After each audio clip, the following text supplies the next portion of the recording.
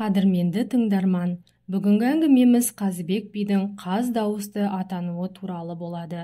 Әңгімемізді бастамас бұрын арнамызға тіркеліп, қолдау білдіріп қойыңыз. Ғибратты әңгімелеріміз сіздерге жақсы ой салады деп сенеміз.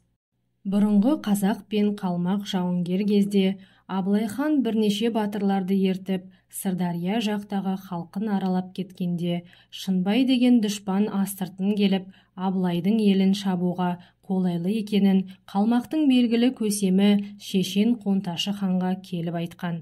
Сонан кейін Қонташы хан 200 жортушы жіберіп, Абылайдың елін шапқан. Абылай хан еліне қайтып келіп, қол астындағы халқын жинап, кеңес қылады.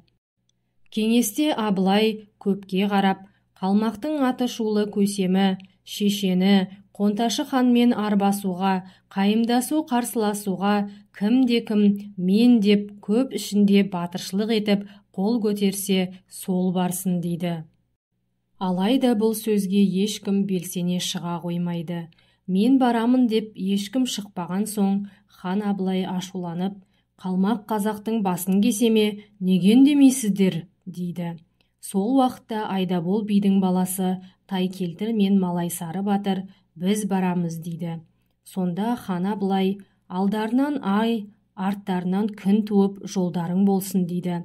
Ат тұрман қару жарақтарын даярлап, жақсы батырларын 150 кісідей қосып, жөнелткелі жатқанын естіген 75-тегі Келдібек би өзінің 16 жастағы асық ойнап жүрген баласы жас Қазыбекті шақыртып алып, «Балам, кімнің ұлысың?» дейді. Қазыбек жұлып алғандай, «Атым Қазыбек, әкем Келдібек, руым Қаракесек» дейді.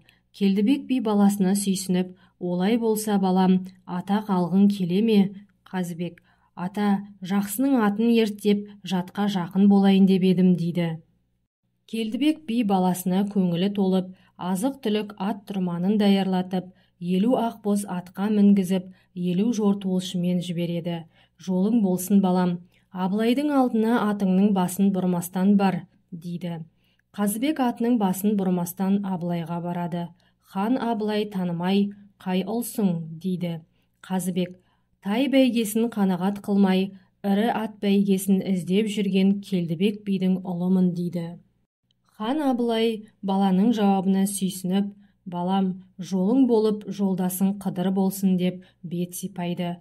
Бастығы Тайкелтір болып 300 адам, осының ішінде бұғанасы қатпаған 16 жастағы жас Қазыбек болып 300 жортуылшы Қонташы ханның ордасына келіп, сыртынан сөз алады. Қонташы хан 2-3 күннен соң өзінің ордасына алғызып, «Айтатын датың, шағатың мұңың не?» деп сұрайды. Сол уақытта Тайкелтір батыр орнынан түрегеп, «Өгізді өлеңге байладық, өзімізді төменге байладық. Ақ қылсаң да, қара қылсаң да ерік өзіңде, өзіңізге қарадық, ұнамаса тарадық» дейді. Бұл сөзге қарсылық болмаған соң Қонташы хан: «Бүрсігүні шалшы түске дейін хабар жауап болар, егер хабар жауап болмаса, бастарың аманында елдеріңді тап» дейді. Сол уақытта аяқ жақта отырған жас Қазыбек дат тақсыр. Қонташы хан: «Сөйле» дейді. Қазыбек: «Мен көмір, сен темір, ерткелі келгенмін, екі елдің арасын теліткелі келгенмін, сөз бермейтін шешенді кеміткелі келгенмін, қуатты сары жалынмын, жабысқалы келгенмін, жаңа үйреткен жас тұлпар шабысқалы келгенмін, танымайтын жаттарға танысқалы келгенмін, танысуға келмесең, сен тұратын жеріңді айт, сен Қабылан, мен Арыстан, алысуға келгенмін» дейді. Сол уақытта Қонташы хан отырған орнынан түрегеп, қол қусырып, «Сен кімсің?» дейді. Қазыбек: «Танымасаң, Қаракесек Келдібек бидің баласымын» дейді. «Ендеше балам, сенің даусың қаз даусында екен, атың қаз дауысты Қазыбек болсын» дейді. Сөйтіп Қазыбек жауға түскен малдары мен адамдарын алып қайтып, осы сапардан қаз дауысты Қазыбек атанып қайтқан екен.